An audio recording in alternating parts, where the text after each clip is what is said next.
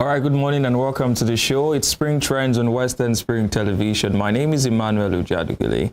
You can follow this program on all our social media handles displaying on your screen: Facebook, Instagram, Twitter, and YouTube. Remember to subscribe to our YouTube channel when you get there. Now we'll begin our show today with what is happening in the country as regards the cash crunch.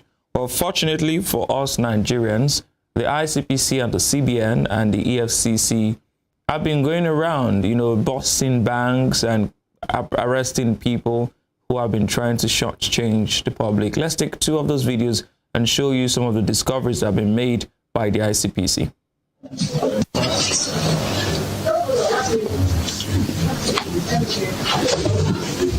Okay, sorry, madam. This box is yes, what of the recurring like those actual but we had the remains of one.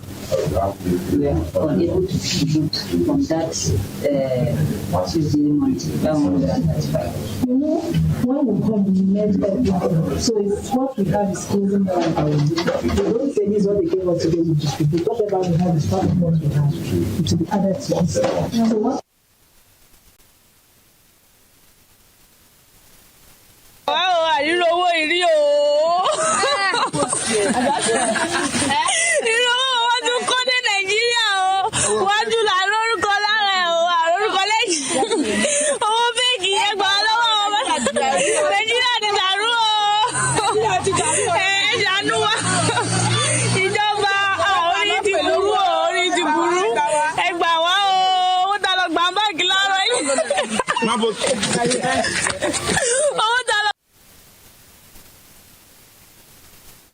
Well, you can see the frustration of people. You can see the bank vaults that had unwrapped notes, new Naira notes. Now let's go straight to the comments and see what people have had to say about that. We'll begin with Akan Umwetalk. Akan Umwetalk is the first comment on the show this morning. Akan says, mention the bank in question. Why are you shitting the bank? Let's know unless it's fake news. Some of the announcements made by the ICPC has been some bank to mention the name of the bank so we know who's perpetrating this. Femi Paniet says, this sort of behavior will encourage customers to start invading bank premises for their money. The bank manager should never be allowed to work in the bank after a jail sentence and payment of fine. Ravel says, and the bank managers get to keep their jobs, fire and prosecute them, and you see that the nonsense will stop. Omo Mamana says, I don't get the point of the inspection if you can't reveal the name, but if not Yahoo boy now, and I go paste them sharp. Make una dey play, we are not ready. Boss ND says, fake script from clueless CBN. Banks don't care about the color of Naira notes. Once they have enough in their votes, they disperse to the public. Reason for scarcity is solely because CBN has not and cannot produce sufficient notes within their own given time frame. Next comment is from Eniola Akinkotu says, I'm so happy you mentioned the name of the bank. Most media houses in Nigeria won't mention their name. They will write a new generation bank. And Kemi Lawyer replies immediately. He says, Eniola, have you left at Mobile Punch? You were the leading media that shields these banks and uses those terms. Learn more. Next comment is from Fomax, who says, some Nigerians will blame Buhari and APC. No nation would develop when many citizens are determined to sabotage the government's effort. Zenith Hill says, I think you guys are having a show of efficacy in Nigeria. Before this money was loaded, was the ATM paying? If it was, then it could be a result of pressure for mistake to be made. If it wasn't, and the bank branch had intended for it to be that way, then they are liable. Ike Hiala says, from my preliminary research, it is glaring that ICPC Nigeria and EFCC are understaffed to embark on a large-scale nationwide operation that would have ensured commercial banks' monetary policy of central bank. His Excellency Peter Obi will fix this mess. Idris Aoni says, this is exactly what banks are doing. Officially, the cash has been dispensed. They sell them later for higher bidders, leaving ordinary citizens stranded and helpless. God is not punishing us. We are the ones punishing ourselves with greed and wickedness. Well, that's that on that story. We move away to the ongoing fight between the spokesperson of the Presidential Campaign Council of the APC, Festus Keyamo, and former Speaker of the House of Representatives, Yakubu Dogara.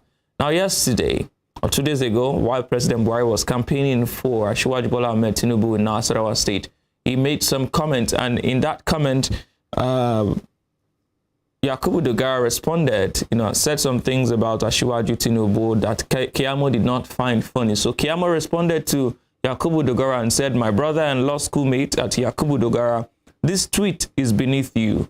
You're actually pained by the support of PMB, FAT, Official, or ABAT, two leaders who have stayed true to their beliefs and causes, unlike the political prostitute, wanderer, and backstabber that you've always been." Very interesting choice of words there. But then Dogara responded and said, "My brother, I have a name for you, but because it's not a good one, I won't say it as a cost of friendship. Yes, we're mates at law school, but I'm waiting for you to be mates in politics. Learn to punch below your weight category." Wow. Anyway, let's see how people responded to that. We begin with Daniel Rega, who is always everywhere on Twitter.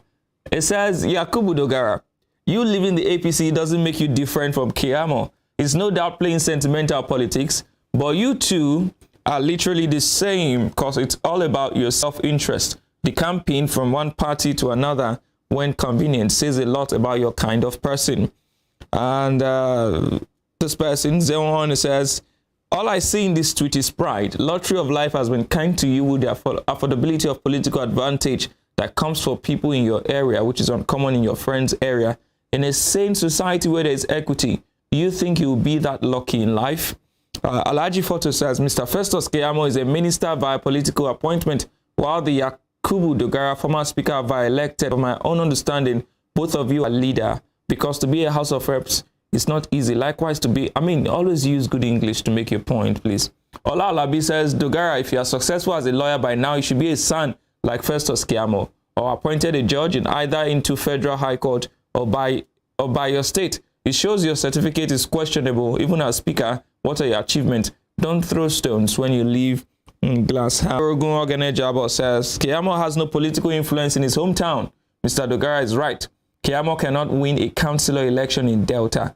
At F, Keyamo and real FFK are the same. They have no political influence in their state of origin. Festus can win a council election in Anthony Village, Lagos." Prince Kel says, "You see the reason why Tinubu doesn't have schoolmates? Cut your speech according to your political class. Keyamo is doing Agbero, loading passengers for Tinubu." Senator Chris Comsner says, "I was among those thinking Dogara was a peaceful, quiet man. Every Nigeria have their follow come savage. No one who never show you see they call peaceful." Mr. Mugu was taken to the dry cleaner early this morning. Omolade Fatoyimbo says, "Your relevance is lost, Honorable. I doubt if the party you are right now can trust you with anything." And of course, Gospel RXS, "Senior advocate of nonsense, don't enter Potopoto. At Festus Keyamo, we are waiting for you. Go pick the LGA chairmanship from next time for Delta State. Contest first, make we see. No be by to the lose case for EFCC every time. Weak prosecutor." Wow. Kenny Ozier says, "You are not nice at Yakubu Dogara. Why will I tell you that you are my mate in law school and you ran to raise the yardstick to number 4th man in Nigeria at a time? He good? No, now they ask you, he good?" Now, still talking about Gbasgbos and big mouth and loud mouth, we move over to one of the loudest mouths in Nigerian politics, one of the persons who just talks, he just talks and talks and talks. I'm talking about former Minister of Aviation, Femi Fani-Kayode. What did Femi Fani-Kayode say on Twitter? He went to put up a tweet and said, "Let me make this clear. Emefiele has no intention of releasing new Naira note until March. He wants people to suffer, he wants chaos, and he wants to scuttle the election. He's a dangerous pawn in the hands of sinister anti-democratic forces. Remove, arrest, and detain him now." Now, immediately he made that statement, a lot of persons came at him. We begin with One Man Mopo. One Man Mopo says, "On a very good day, you suppose day Kirikiri." Sweet comment. He's a lawmaker representing Eden North, Eden South, Ejigbo, Egbedore. It says, "You are just a massive clown." Wow. Adequaju says, "We are prepared to suffer till March. If the scarcity of Naira will prevent vote buying, leave us with our sufferings. We don't suffer since PMB took over, so not a big deal.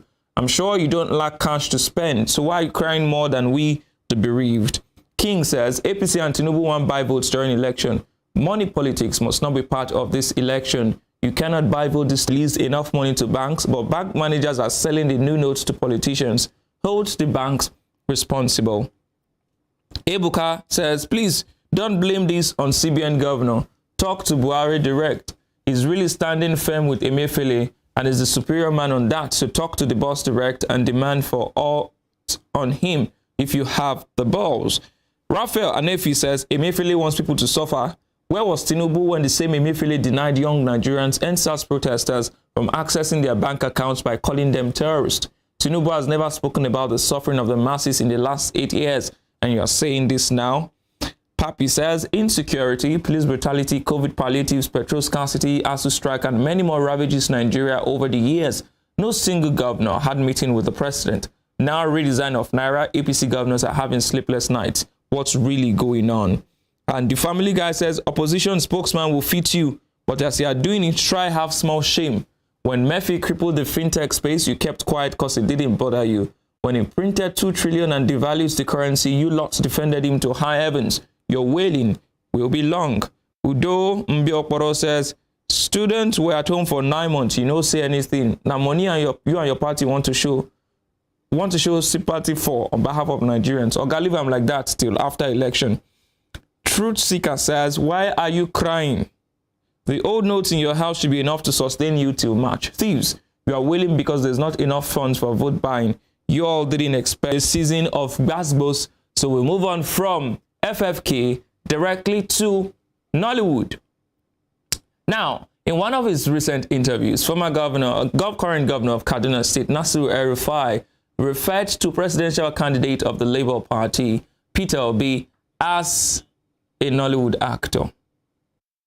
Now, when he said that to Peter Obi, his supporters came out to complain, and a lot of persons have been saying so many things. Now, Nollywood themselves responded, and this was a response from Nollywood by their spokesperson, Director of Communications, Kate Henshaw. And I want you to pay attention. She said, the attention of the leadership of the Actors Guild of Nigeria has been drawn to a diminutive governor of Kaduna State. Now, for those of you who don't know what diminutive means, it means extremely small. You know, when you buy a baby doll and you compare it to a life-size human being, you see how small it is. That's what these guys are saying El-Rufai is. And you know that El-Rufai is short, so maybe. Now, let's look at the comment that we have on that story. We begin with Optimus Prime. Optimus Prime says, diminutive. You know, fear Allah with a crying emoji. Mercy Posh says, do a movie of a small kneeling man who loves power and couldn't protect his citizens. Title could be Small Man. Very interesting. Daniel Duke says, this is an overkill. El-Rufai is an actor too. Give him a role in the movie. You can direct it. He should be able to play Gollum effortlessly. He looks the part. Sneaky. Blessing says, 1, El-Rufai will not withdraw his statement. 2, he will not tender any apology to Nollywood actors. 3, nothing will happen after that. The Nigeria we day. If the Actors Guild is serious, give him a timeline to withdraw his statement and tender his apology. And if he doesn't, sue him. And then Kabir says, diminutive Kutuma. AGN says, lick this orange. In not the slap. El-Rufai licks the orange and it turns out to be a lime. Wow. Yemi Daniel says, this is it. This is how the developed world grow their economies. You don't think one field of life is greater than the other. The reason some of them in government house can't think beyond embezzling the common patrimony of the people. Thank you, Nollywood. Now, Ladipo says, sincerely, the comparison may not be nice after all by El-Rufai, but who wrote this letter like this? One would at least expect a better justified and well-aligned text while protecting the image of the profession rather than this scattered text. And this JB said, you guys need to work on your perception management. El-Rufai's intention wasn't to malign. Will you keep quiet? Demean or ridicule acting profession. He only described how a certain politician dramatizes his political dealings, but you chose to read a meaning out of his well-intentioned statement. Blanco says, you all here writing to El-Rufai Abihu, but a movie was made and named Peter Obi, portraying and tarnishing the name of a presidential candidate. You first, that way you know you are a serious body, because that Una Saba branch, they misbehave. Well, that's the end of the trends today. It seems that we began with Gbasgbos started on a very Gbasgbos-y level, and we hope it doesn't continue into the week. We also hope that you don't get into any Gbasgbos. When you get to the ATMs, when you get to the petrol queues, if you have to fight responsibly, make sure you win the fight, and ensure that you don't get beaten because there's still no money to take you to the hospital. That's where we leave the show this morning on Spring Trends. My name is Emmanuel Ujadigele. Follow us on all our social media handles, and I'll see you tomorrow.